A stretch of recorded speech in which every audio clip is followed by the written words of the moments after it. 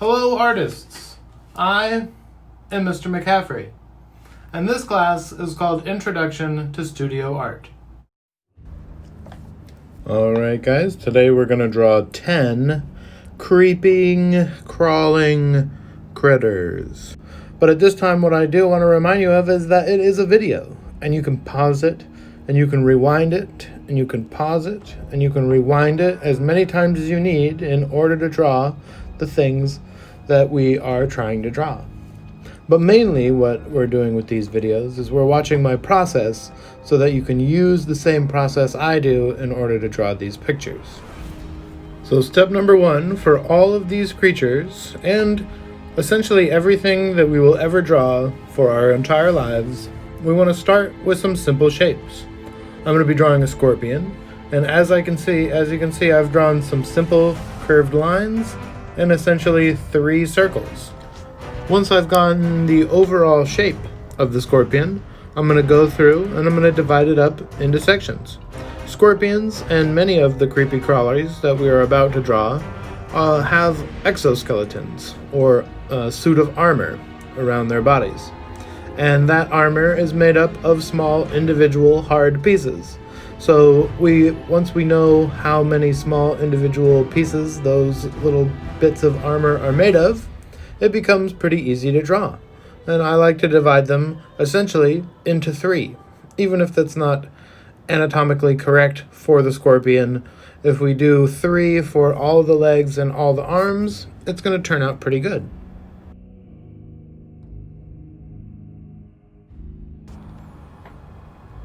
And once that we've drawn all the major details of our scorpion, we can put our pencil down and we can go ahead and pick up our pen and we can start drawing this one more time. When we're outlining in pen, this is where we want to pay extra special close attention to the lines that we had at the beginning. If we made a mistake in our pencil drawing, as we are going back over it with our pen drawing, we want to make extra double clear that we are not making those same mistakes with the pen. In fact, when we were drawing with the pencil, we could be pretty loose and fast and draw some lines. When we're drawing with the pen, we want to go slowly and carefully and only draw the parts of the drawing that we really respond to. If it doesn't look right, don't draw it in pen. Okay, now that scorpion's not completely done, but I want to give it some time to dry so that I can erase all of the pencil marks underneath the pen, and then I can go through and I can add some value with my hatching or my cross hatching or my stippling value adding techniques. While we are waiting for the ink to dry, let's draw another creepy crawly. This time, a ladybug. Not really very creepy, but definitely pretty crawly. So again, we're starting out with a simple shape of a circle, and then we're dividing it up for all of our simple details, arms, legs, back legs, etc. And once we have these simple shapes, we're going to go ahead and grab our pen, and we're going to outline it.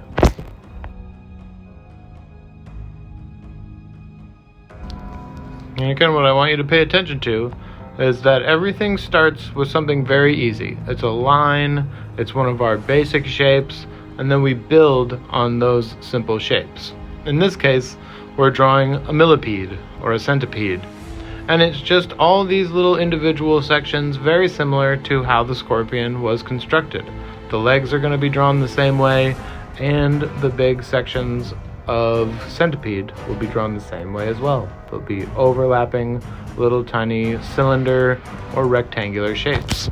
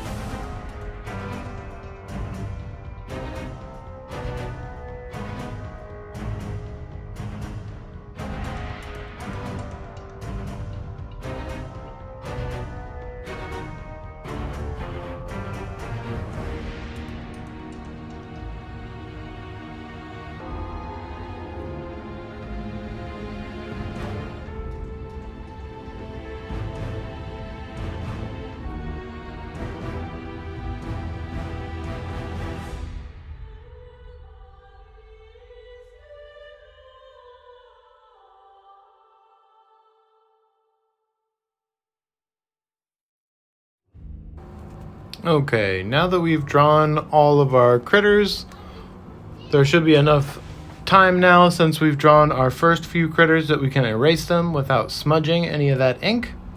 So we're going to go ahead and erase the underlying pencil, and then we're going to grab our smallest tipped pen, and we're going to go through and either using hatching, which again is when we make a mark in one direction, or cross-hatching is when we make marks in multiple directions, or stippling is when we add lots of dots.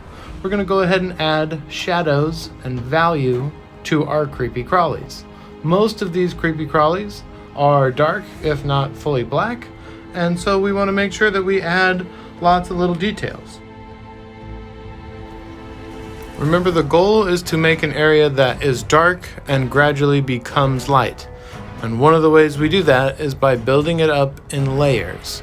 So first we're going to do a small amount of lines, and then we're going to add more lines, or first we're going to do a small amount of dots, and then we're going to add more dots. But we have to build it up in layers, starting with fewer and adding more. You can't start off really dark because it's almost impossible to make it lighter. Okay, good luck.